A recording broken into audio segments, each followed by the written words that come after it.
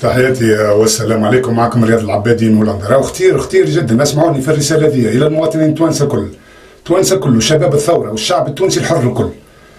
المواطنين الكل ردوا بالكم، فما عمليه قاعده تطبخ على نار الهادئه في المخابرات الجزائريه بيد تونسيه نقول له يد تونسيه. باش نقول لكم شكونهم. راهو شيد عمار متورط، كمال الطيف متورط، الشادلي الساحلي متورط، وحيد التوجاني مدير الامن متورط، بعض رؤوس الاموال التونسيه متورطه، جنرالات الجزائر متورطه. هذه العمليه باش نقولها لكم يا شعب تونس، ردوا بالكم العمليه دي بتصير في الايام القليله القادمه. راهو مخرجين توا مهبله من السبيطارات، مجانين من السبيطارات معناها، وخرجوهم وباش يلغموهم بحزام ناسف ويحطوا لهم القران ولبسه معناها سلفيه، وباش يسيبوهم معناها في الاسواق التونسيه ولا في الملاعب الرياضيه، ويقع تفجيرهم والصاق التهمه بتنظيم القاعده بشمال افريقيا ولا بالسلفيين. وهكا معناها يوصلوا يطيحوا الحكومه ويطيحوا اراده الشعب ويرجعوا يحكموا من جديد باسم الارهاب. والارهاب راهو هما محضرينه مع الجزائر ماهيش مستعده باش تسيب تونس حره. النظام الجزائري تو تار باش يطيح، الثوره الجزائريه باش توصل ما عندها وين ماشيين.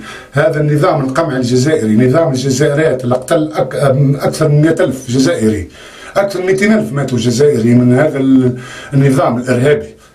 ردوا بالكم، نعاودوا نقولوا راه فما عمليه اجراميه في الايام القادمه، اكبر عمليه على التراب التونسي، باش يخرجوا مجانين، مش يلبسوهم معناها حزاب ناسف، مش يحطوا لهم قران على صدورهم ويلبسوا لبسه معناها سلفيه ويعملوا الحي مسيبين الحي.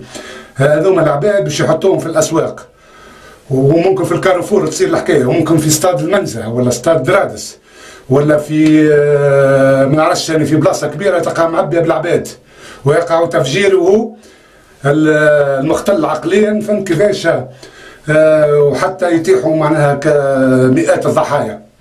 هذا اخر معناها مخطط نتاعهم، هذه اخر اوراق باش يلعبوها، هذه اخر اوراق. رد بالكم يا التوانسه، الحذر الحذر الحذر. والتهمه راهي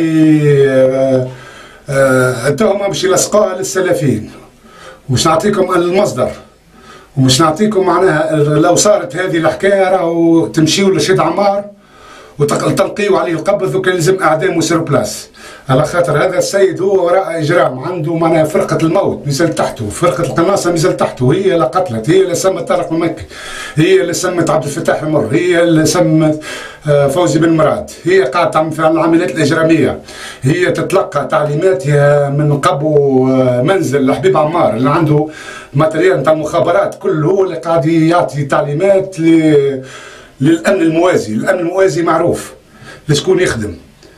ردوا بالكم يا توانسه، هذه رسالتي، احذركم والسلام عليكم ورحمه الله وبركاته.